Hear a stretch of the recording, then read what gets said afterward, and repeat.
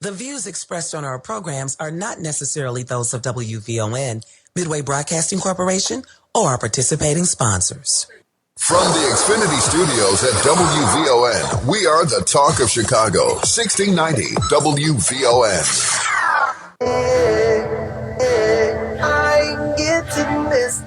WVON 1690, this is the talk of Chicago. Straight word with Brother Richard Naba'a, Muhammad, editor-in-chief of the Final Call newspaper, contributing editor, Brother James G. Muhammad, and Brother B.J. Murphy. We're here every Tuesday night, 9 to midnight, right here on WVON, the talk of Chicago. Straightwords.com.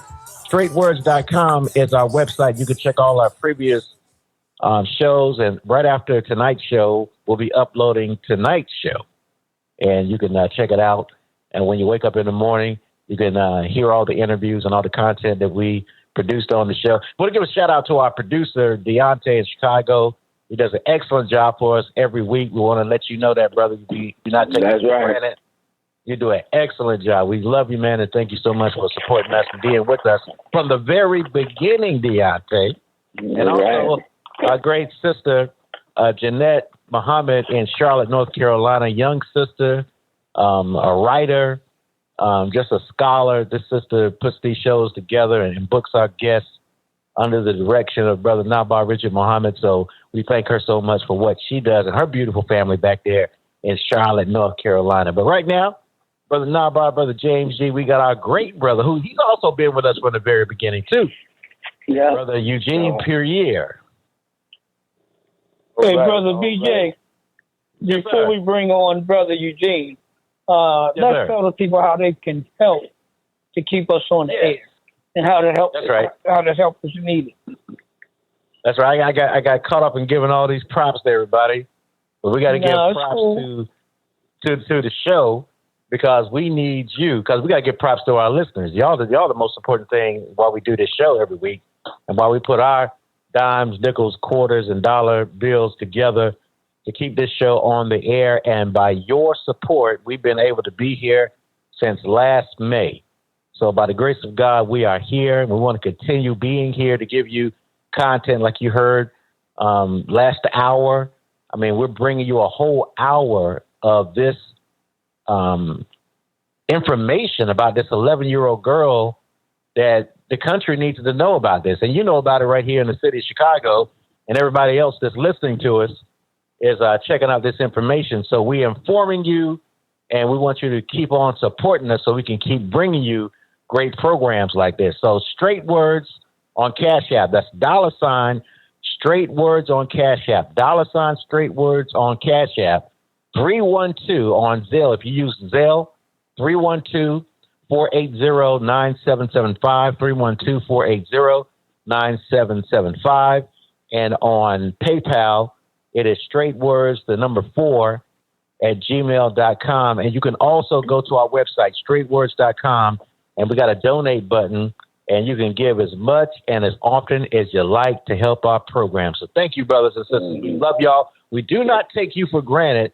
And, you know, I want to say this. I meant to say this earlier. You know, the Honorable Minister Louis Farrakhan taught us that the airwaves are sacred.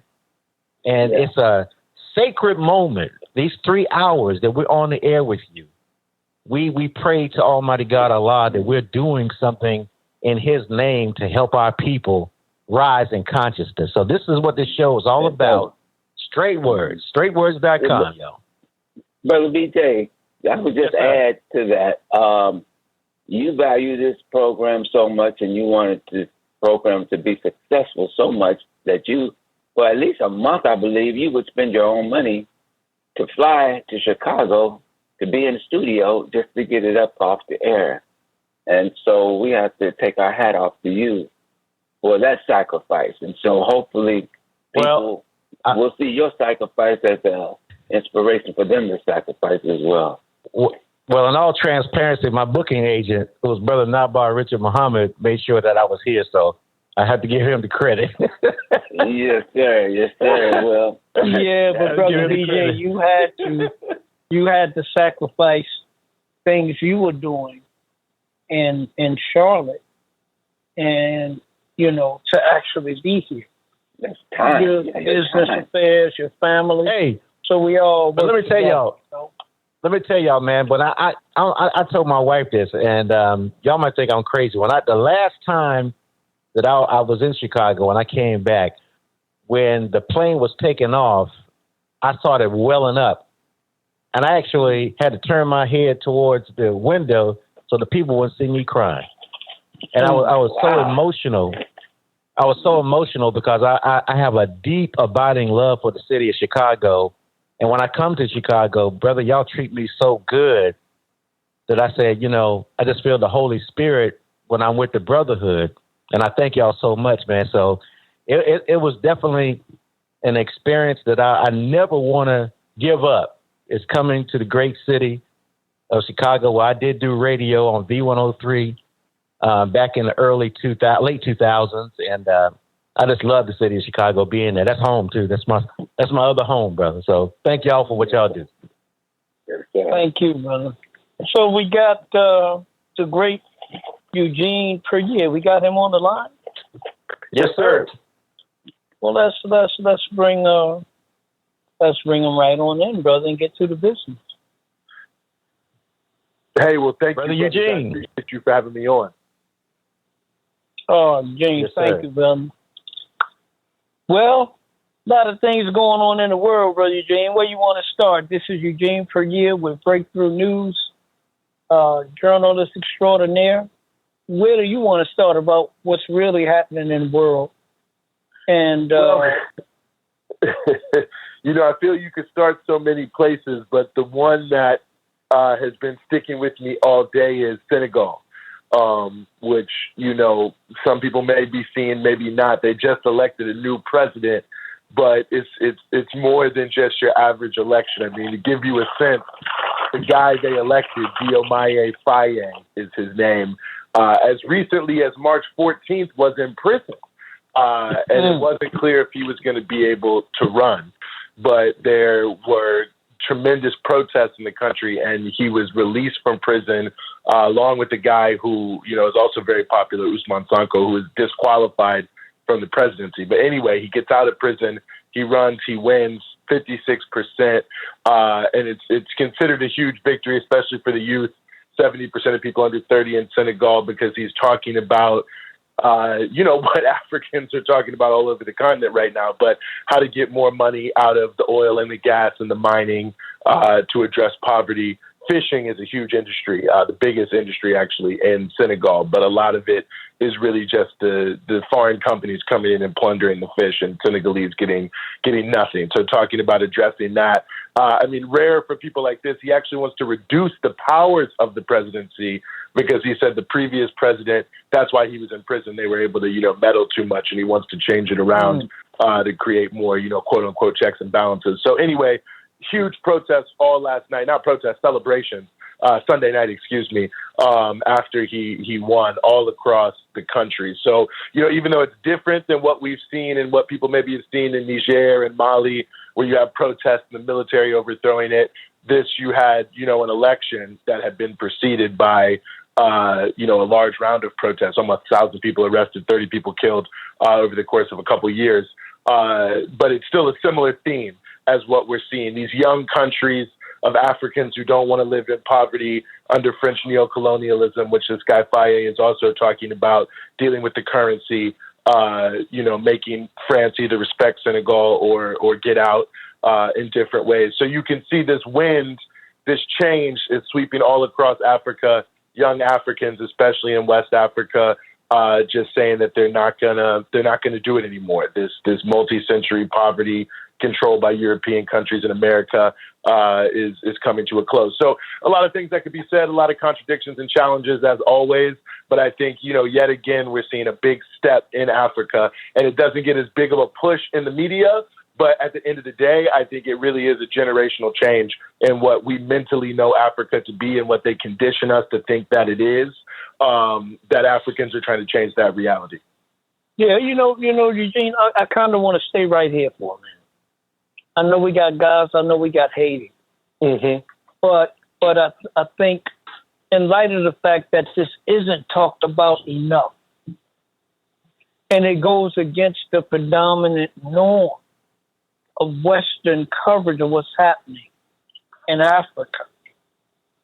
So now you have a new young president in Senegal who has appealed in particular to young people, and they have a young population. He is challenging the French. He wants to get out from under the monetary system, basically imposed by the French. Mm-hmm. And he wants to get more out of the resources for the people. But it's not just in Senegal. This is happening in some other places too, right?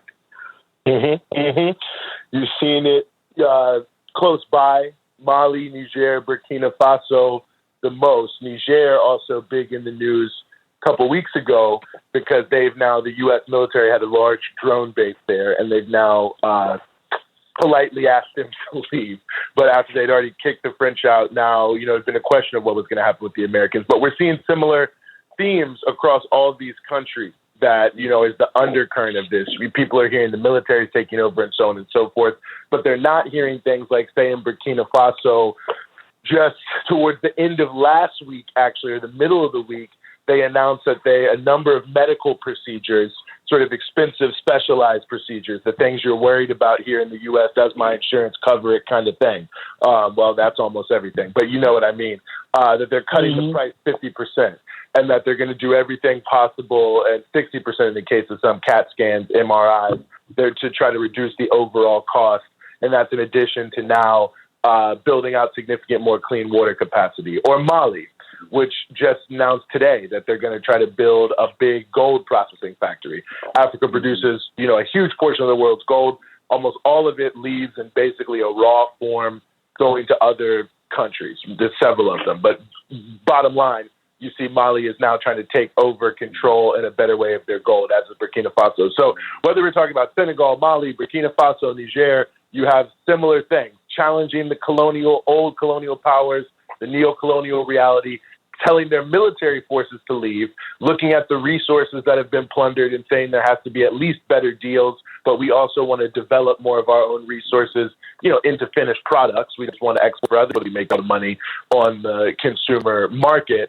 And that also, ultimately, this is a broader conversation about ending poverty and development and things like that to try to change the discourse of the country. So it's mainly reported as, coups and this, that, and the third. Senegal, is getting good press because there was an election.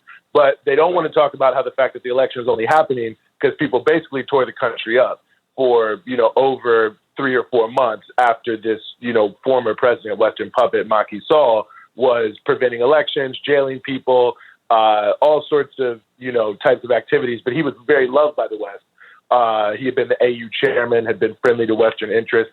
So it was fine, when he was doing all that. So now all the news outlets that, of course, are praising Senegal for having had this election are sort of omitting that history and acting like this is some great electoral, triumph for Western democracy. But still, you can see ultimately the same sort of story, the same sort of trends, but it's not really being brought out. And I'll just say this to close.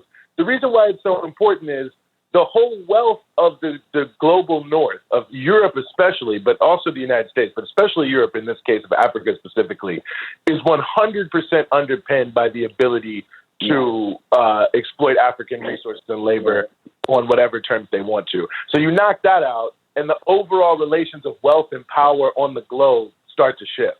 So what happens in Africa over the next 40 years is going to be big in terms of who has the money, who has the power, and who gets to use, the wealth and the resources to their benefit. And I think that we're seeing now the very first steps in some big shifts that, you might not see in 1, 2, or 3 years, but in 10 or 20 years, it's the world could look very different.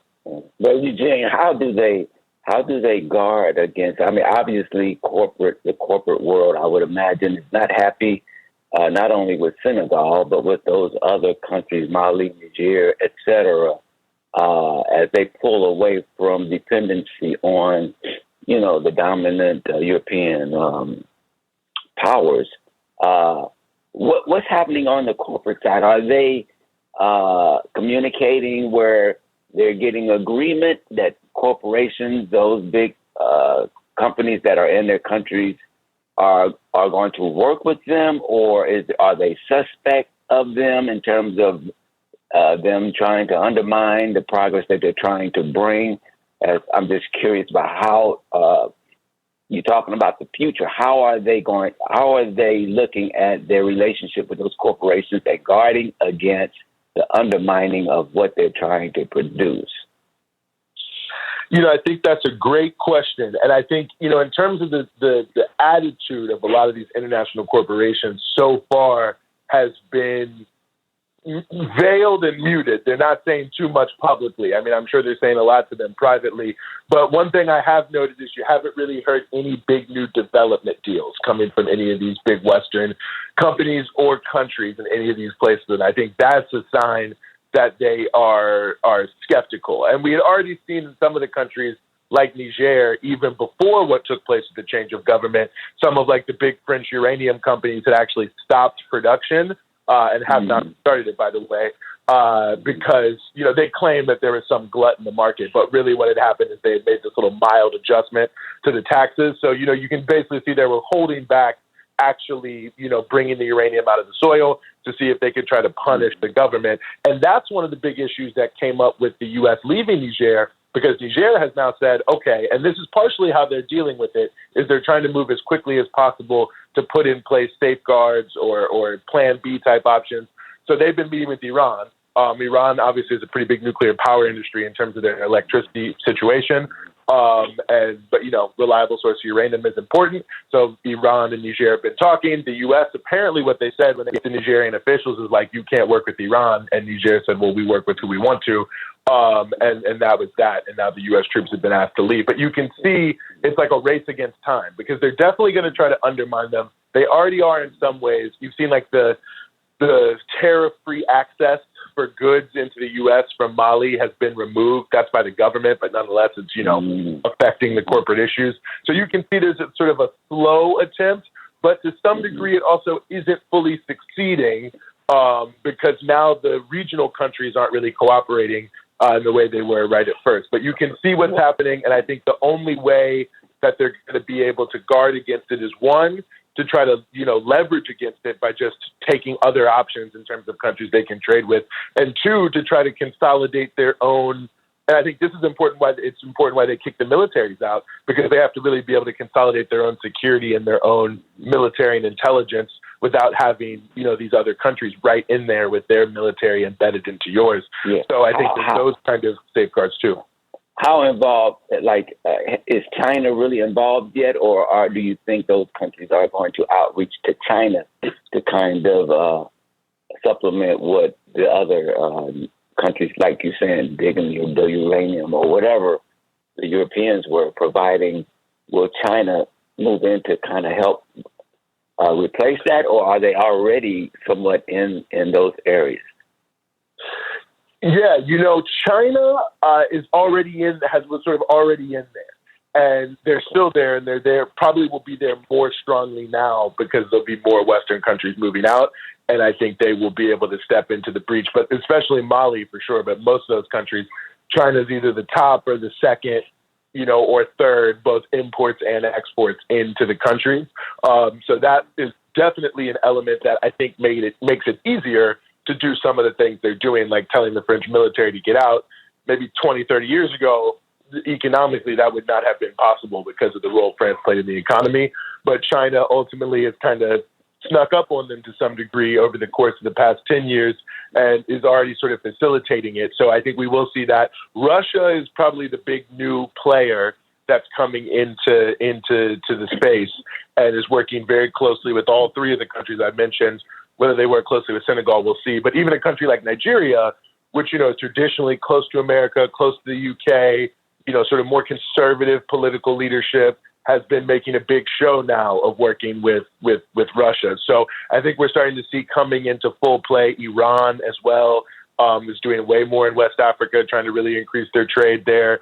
And I could name a few others. But the basic point being, I think we're seeing a lot of that kind of leverage being used by these African countries of saying to America and Europe, like, it's on our terms or no terms at all, and we'll work with someone else if we have to.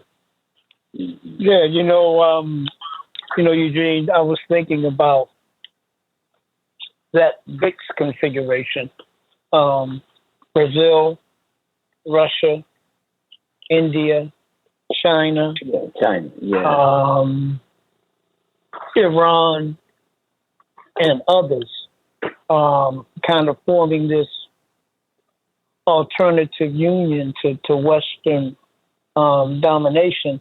It seems like even if there isn't a formal kind of BRICS alignment, those nations that are part of that group called BRICS are definitely working with these countries in terms of looking for a way to get out from under U.S. control and corporate domination, neocolonialism. 100%. I think that, India is also playing a big role in all of Africa, more East Africa, but Brazil, it's interesting because the history of Brazil as a country of the black diaspora, 50% of the people in the country, basically are black. It's sort of a complex issue the way they measure it in Brazil, but either way, it's a very black country. And the cultural ties is in addition to economic ties, but, strong cultural ties build strong economic ties, are getting a lot stronger between different, and both at the governmental level and just at the sort of civil society level. Like at the end of May, for instance, there's going to be a big black diaspora meeting being convened by Togo in Bahia, which is the sort of blackest state of Brazil. So Brazil, you can see getting into the game as well, both culturally and economically. And I think, listen, many of the BRICS countries, even though they're way more developed than almost any country in Africa, I guess, with the exception of South Africa, Egypt, of course, now also in BRICS, and Ethiopia. But, by and large, they are still all developing countries. So I think they also have similar aspirations to what these African countries that are emerging do as well, in terms of how they'd like to shift the global order. So I think it excites them to see more African nations coming into the fray, if you will, in their own existing quest. And that's why you saw, for instance, India, when they had the G20 presidency last year, made one of the big themes, the inclusion of Africa and making the AU a permanent member of the G20. Brazil this year, the sort of sustainable issue. Russia, the sustainable development issue and bringing in Africa. Russia having the Russia-Africa Summit last year and the BRIC Summit this year. The BRIC Summit last year being in South Africa.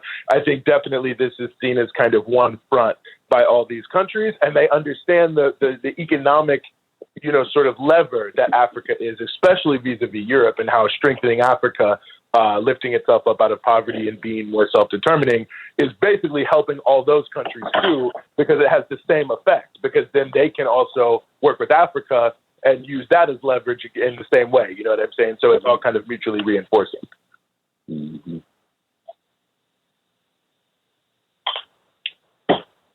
Brother Eugene, I want to ask you a question. I'm going to ask you a question about you heard the comments that first of all, are we going into Gaza a little bit now? Can we go into Gaza now? Please. So Jared Kushner made those comments about the Gaza Strip and the ethnic cleansing that they're doing. What can you tell us about the wealth of the Gaza Strip? And he was talking about high rises and making that into some kind of resort area. Can you talk about that, Brother Eugene? Yeah, absolutely. I think it's a great point. And I think the easiest way to think about that is just think about any ad you've ever seen or heard of for a great Mediterranean vacation, right? Because that's where Gaza is. It's right there on the Mediterranean, beautiful area. All the other Mediterranean basin countries, have nice resorts and nice beaches, and many people travel there to them, whether we're talking about Egypt or Greece or Turkey, including Israel. So ultimately, there's sort of a proven reality there. There's also gas fields off the coast of Gaza that have not been able to be developed because of the perception that it might be attacked by the Palestinian resistance. So that's another aspect to the sort of economic piece of it there that is very, very relevant to what's happening. And I think what, Jared Kushner's comments revealed so correctly, and, he's delivering them And he's been awarded by the ADL, the so-called Anti-Defamation League, with this like award as some great person. It just speaks to the ultimate reality that the Zionist project is a project of ethnic cleansing, and that their number one goal is to essentially wipe out all Palestinians, at least push them out, so that they can then exploit their land and use it for their own purposes. And, no matter what they say, that's obviously why they want to conduct this invasion of Rafah. And I think what they're hoping will happen is that they can push people into Egypt, because when you have this tiny little area with 1.5 million people in it, and you're saying you're going to relentlessly bomb and invade them, I don't know what else you could be hoping for. So I think it was one of those moments that's an important clarification for some people, or should be, about what the real reality is of, quote unquote, Israel and the Zionist project, that it really is settler colonialism, and they really do want to wipe people out. Mm-hmm. Mm-hmm. America seems to be kind of speaking out of both sides of her mouth. So I'm wondering, which side do you really feel is the real side? Because they want a ceasefire. They block every ceasefire in the UN. And they obviously see, as you just said, that the motive is to cleanse that area so they can then move in, occupy it, develop it, and refugees will be in Egypt or wherever. So can you just talk a little bit about what you see in terms of where the U.S. will be headed? Are they going to allow for them to go into Rafah while still complaining that they need to not go into Rafah? Well, this is the $1 million question, my brother. This is the $1 million question. And this is why I think anyone who cares about Palestinian people should, remember that this Saturday, March 30th, is Land Day, which is a commemoration of the Palestinian struggle. And, there'll be protests all around the country in relationship to that. You go to answercoalition.org to learn more. But, on that front, I think, the very first time a U.S. official, in this case Kamala Harris, said that they would consider some sort of consequences, quote unquote, if Israel goes into Rafah.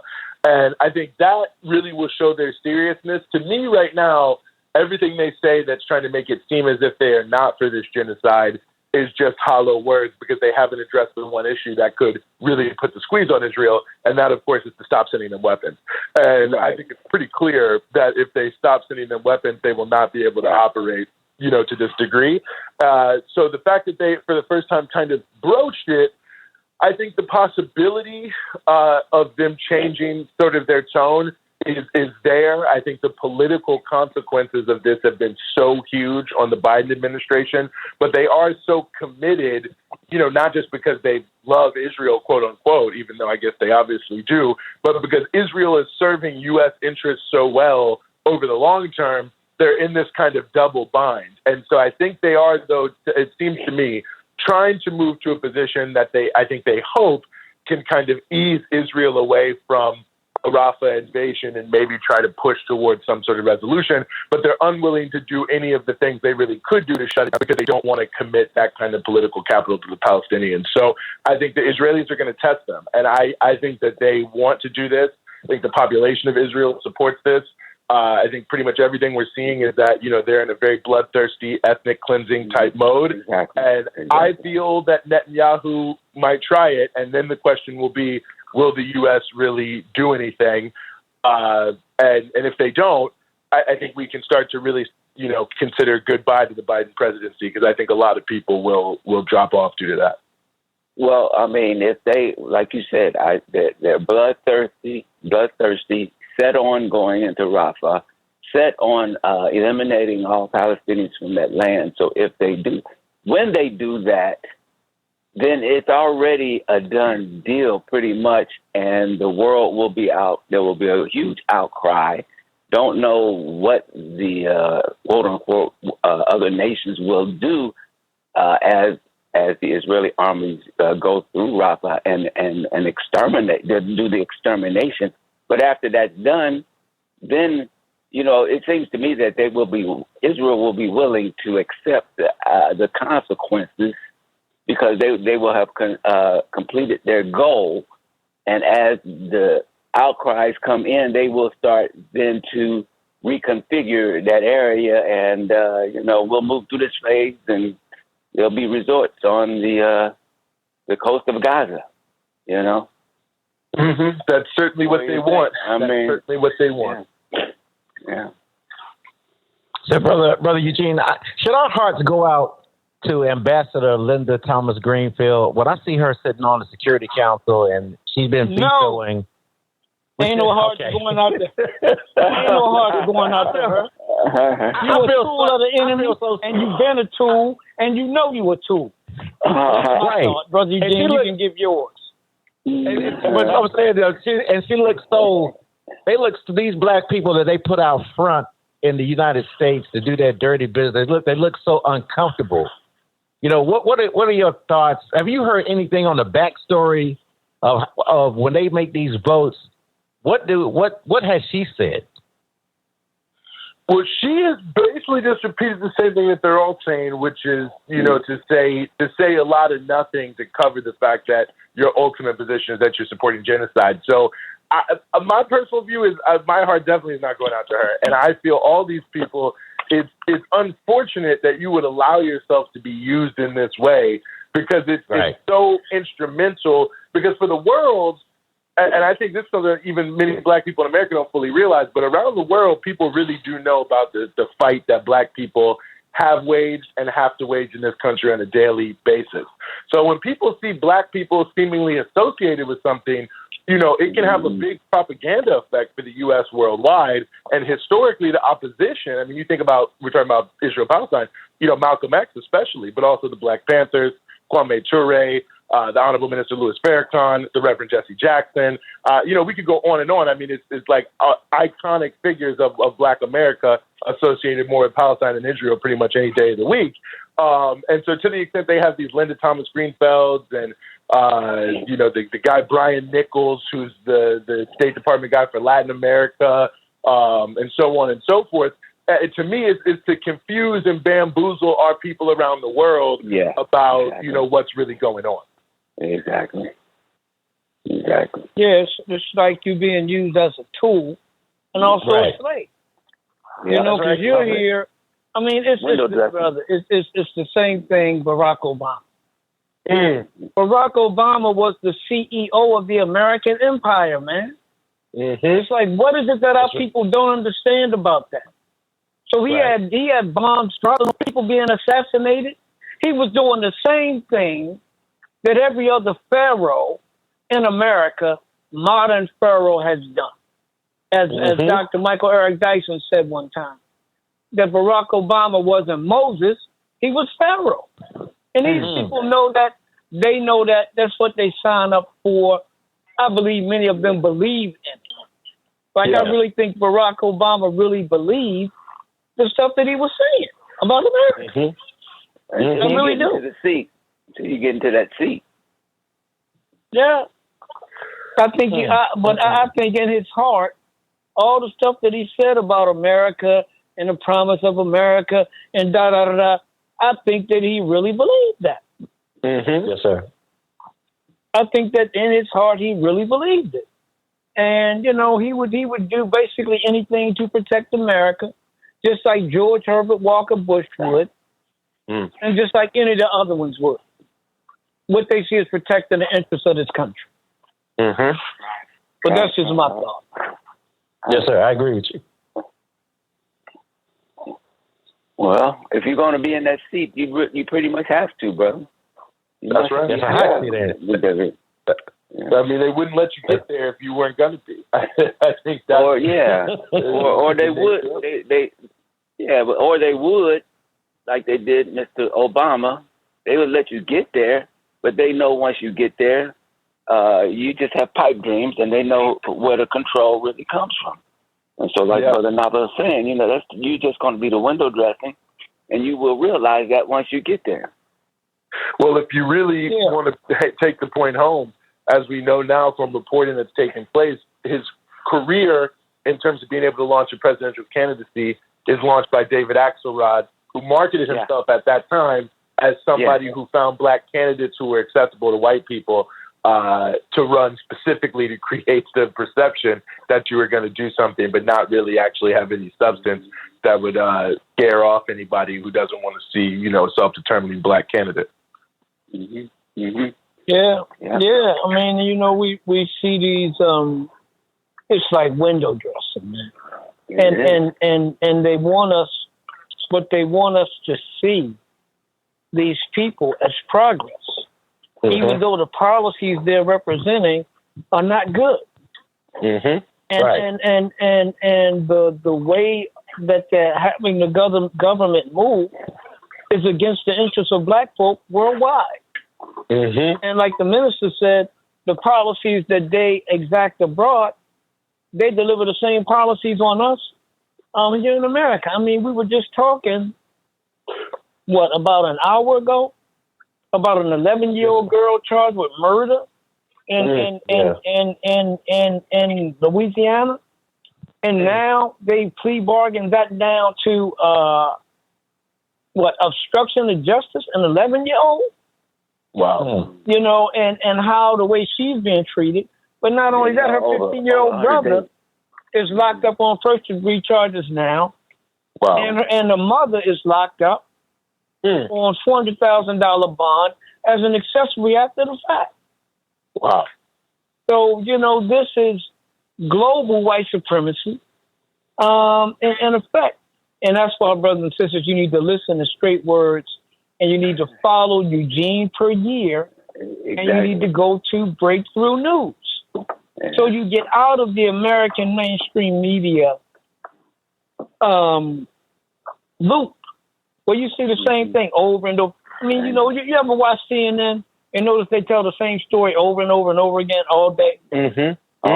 Right. They add a couple new things, but all day it's like, here we go. And now we reported on that.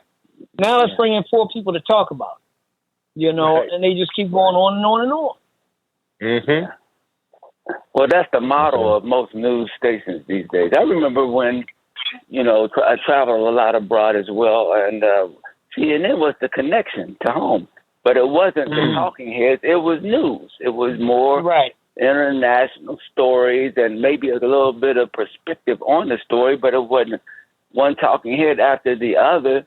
And but it connected you to the world, but it kept you connected to home. So it's not like that anymore. It's not that anymore. So do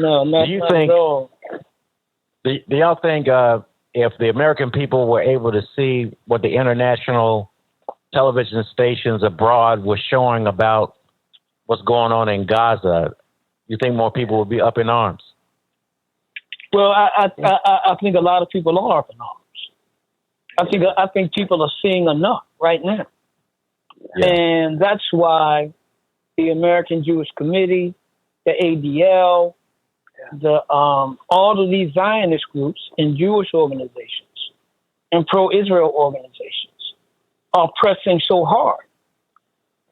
They're really targeting people. By targeting people, I mean like the members of the squad, the Black and Latino progressive Congress people that are up for re-election. All of them. AIPAC, the American Israel Public Affairs Committee, has proudly said they put in $100 million to stop these people. Yep. And they're doing other things.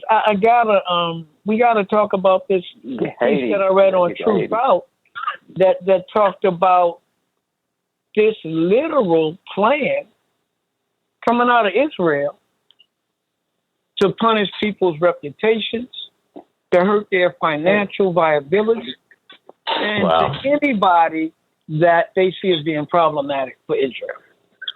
And you've already seen Mr. Netanyahu ain't backing up. They bombed Rafah some more tonight. They've been bombing Rafah. Yeah. Despite what the UN is saying. Family inside. Man, they going in. I'm telling you, brother, they're going to go in, wipe it out, and just let the world complain about it while they, you know, rearrange that whole area. Yep. Complain and nothing changes. Exactly. Eugene, can you talk a little bit about, there's been a lot of noise about this ceasefire passing. One, it's only supposed to last through the end of Ramadan, which is maybe less than 2 weeks, right? Mm-hmm. But we have generally seen how when a Security Council enacts a policy against anybody other than Israel, there's some kind of follow-up to make sure that the will of the council and to make sure that resolution is enacted. Can you talk a little bit about what's different in terms of how this Israel ceasefire resolution that is drawing a lot of attention, how is this one playing out differently? Well, this is playing out differently because the U.S. is trying to change the rules. They're claiming this is non-binding, and you might hear that all over the place. But the bottom line, it is absolutely binding. It was a non-vetoed vote of the Security Council, which means every UN member is, or whoever's subject to it has to abide by it. But the U.S. is trying to water it down by essentially sort of suggesting, by saying it's non-binding, that they would not support what would be that follow-up accountability, which would be to pass UN sanctions against them. And obviously the U.S. will never support, it's hard for me to believe they would ever support that. So ultimately they're kind of, I think, soft saying that by saying that it's non-binding, like don't try to do anything.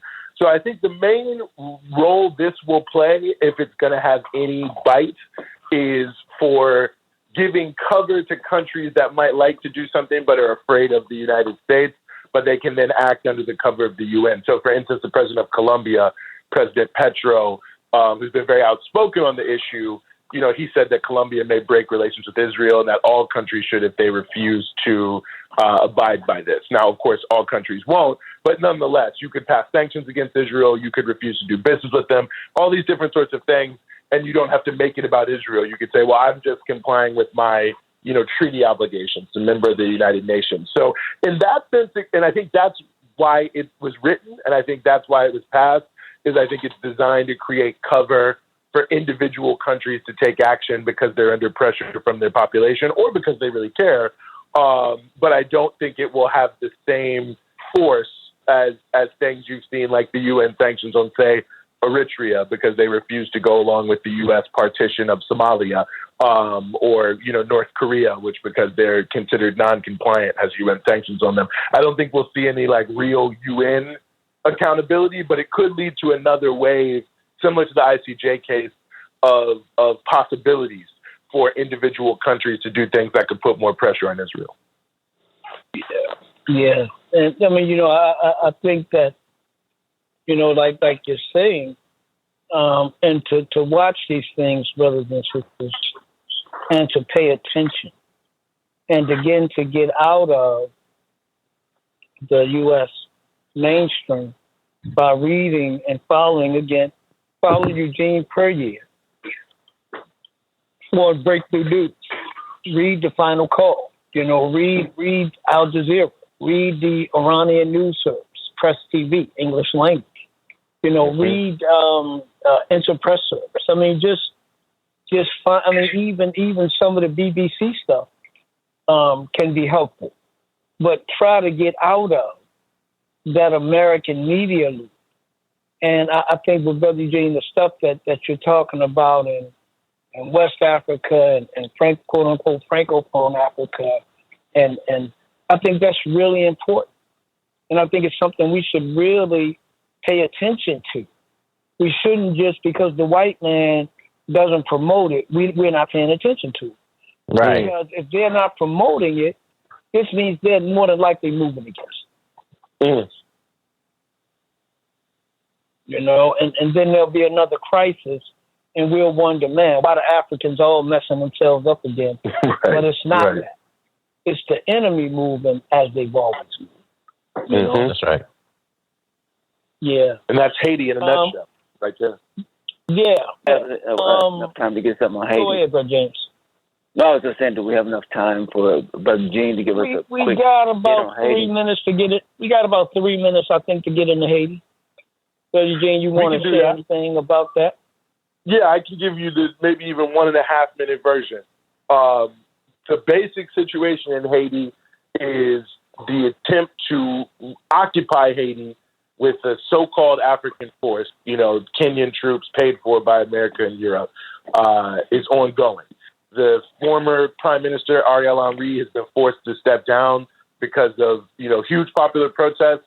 And also, the gangs, quote unquote, that you've heard about have actually united and launched some efforts to prevent Henry from returning to the country and forcing him to step down when he was out trying to arrange this occupation. But the main thing I think for people to know is a lot of talk about a Haiti Transitional Council. The Transitional Council is fake. It's a puppet council. To be on it, you have to agree to occupy Haiti or to agree to this occupation of Haiti paid for by the United States and Europe with so-called, African backing. But, really, again, a Western operation, through and through. And so the whole thing is designed to facilitate this. And they're facilitating it because the goal is to make sure Haiti remains poor, that it's mainly sweatshop labor, and that the agriculture is just big plantations taking stuff out of the country for the benefit of other places. So is there another option? What's the other option? What's the other option, though? In order to prevent that, is there some other agreement maybe that the gangs are reaching, or that some other country is interceding to say, here's another route? No other country has stepped up publicly in a big way. Unfortunately, we have seen, the sort of quote-unquote gangs, really paramilitary. It's a very complex scene, a lot of different motivations, but they have had some greater unity, and they're sort of demanding a seat at the table. But they also, that they don't fully have the full support of the population either. So you don't have the right political forces lined up yet to stabilize the situation. But I do think we're seeing some big shifts. And if there isn't an occupation, I think there's a real question of whether or not there's going to be a different kind of, maybe more Mali, Burkina Faso style kind of transition there. Because I think what you do have, you've got the Haitians themselves. They're not just sitting around not doing nothing, not organizing themselves. They're organizing themselves, and they're calling for different dialogues, and they have solutions that they say are Haitian-based. But so long as you have the U.S. dominating, and I don't know how you're going to bring in Kenyan troops that don't speak French to Kenyan troops that don't speak French, again, to police a population, let alone the brutality of the Kenyan troops, let alone, I think the last thing I saw was like 1,000. So how are they going to bring order to anything? Brother, we got a minute. Talk to the people about how we can follow you, how we can get you, and stay in touch with you. You can check out all our stuff at Breakthrough News. Just go to breakthroughnews.org, breakthroughnews.org. That has everything, the link to our social media, the link to our YouTube, and you can follow me at Eugene Puryear on Twitter/X, whatever we're calling it now. But breakthroughnews.org, you'll find us very easily. And I really appreciate you, brothers, for the opportunity to be on once again. Brother, we'd love to have you on. We'll be inviting you back. Thank you for coming on. All right now. Brother BJ, we got 1 minute, man. What we gonna do? That's right. Let's take them out, brother, because we need some donations. We need some cash donations to keep this show on the air. If you enjoyed the content the last 3 hours, you want us to keep this going, please find it in your heart to reach down, way down in your Cash App and hit $ straight words on Cash App and make your best donation. That's $ straight words on Cash App, 312-480-9775 on Zelle, 312-480-9775 on Zelle, and PayPal. It is straight words, the number 4 at gmail.com. And don't forget, you can go to straightwords.com to get all the information I just talked about. And we got a donation button that you can make a donation there. So brothers, Brother Naba'a, Brother James G.